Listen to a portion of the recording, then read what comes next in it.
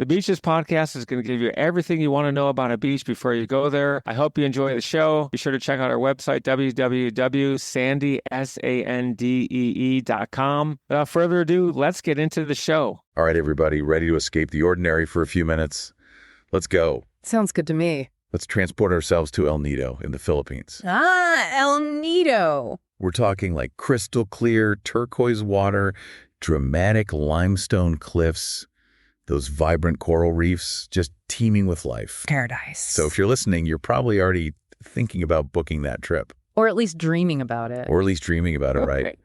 And today we're going to deep dive into all the info about El Nido, the must-knows, those hidden gems, and yeah, the kind of things that are going to make your jaw drop. I think what makes El Nido so special is the geography. You know, you've got these limestone islands rising straight out of the sea, which makes for some unbelievable hidden lagoons and seriously stunning beaches. So it's not just like a beach destination. Oh, no. It's a haven for diverse kayakers, anyone who loves to explore.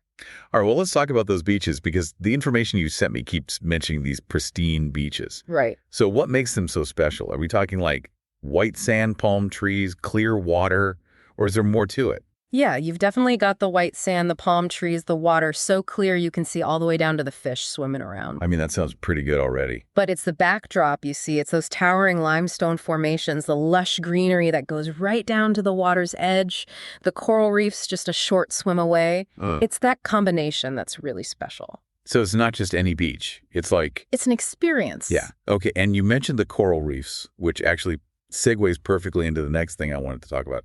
The source keeps raving about the vibrant marine life. Right. And I know El Nido is part of a protected marine reserve, right? It is. So what kind of biodiversity are we actually talking about here? Oh, wow. Well, I mean, just in the Beckett Bay Area, you're looking at over 800 species of fish.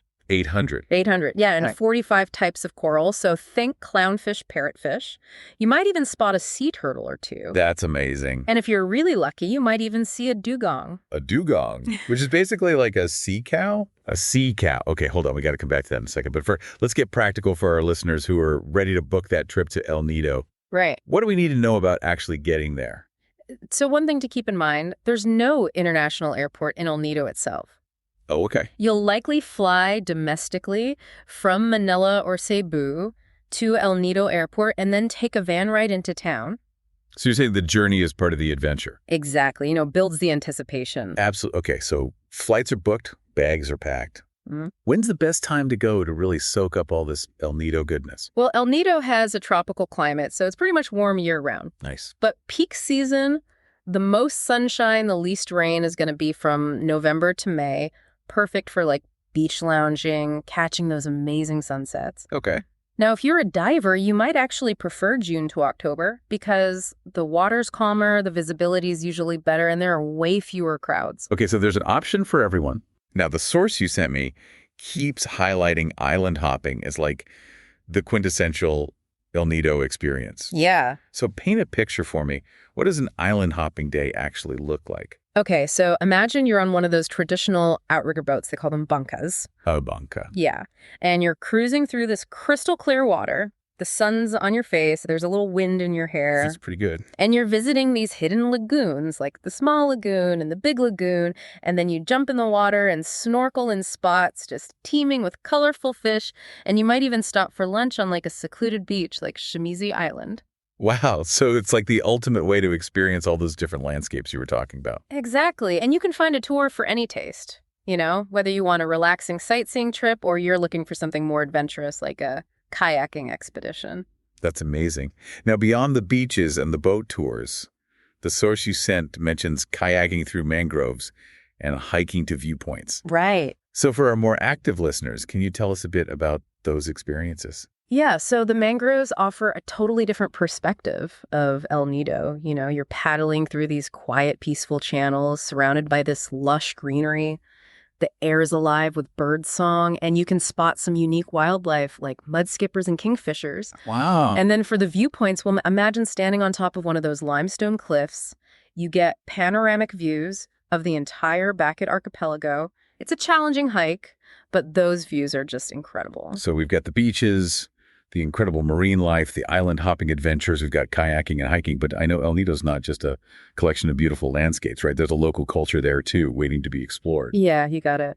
So what kind of experiences can our listeners expect in that regard? Well, the town of El Nido itself has this bustling market scene. You can try fresh seafood, local fruits, and all kinds of traditional Filipino dishes. And there's artisan shops for, one-of-a-kind souvenirs. And if you're lucky, your trip might even coincide with a local festival. The Feast of St. Francis of Assisi, for example, is a really colorful celebration with street parades and music. Sounds amazing. Yeah. So we've gone from breathtaking natural beauty to some really interesting cultural experiences. El Nido seems to offer a pretty incredible mix. It does. What stands out to you as the most captivating aspect of this place? What's fascinating to me is how El Nido caters to so many different types of travelers, whether you're, seeking adventure or you want those peaceful moments in nature or you're looking for authentic cultural experiences. El Nido has something for everyone. It's a really unique destination. It really does sound like it. And on that note, here's a thought for you, listener, as you plan your El Nido adventure. Think about this. Beyond all the must-see spots and must-do activities, what do you personally hope to discover in this little corner of paradise? Yeah, what's going to make your trip unforgettable? Exactly. Thanks for listening, everybody. Thanks, everyone. Thanks for listening to the show, and be sure to tune in next week for your favorite episode about some of the best beaches and beach information in the world.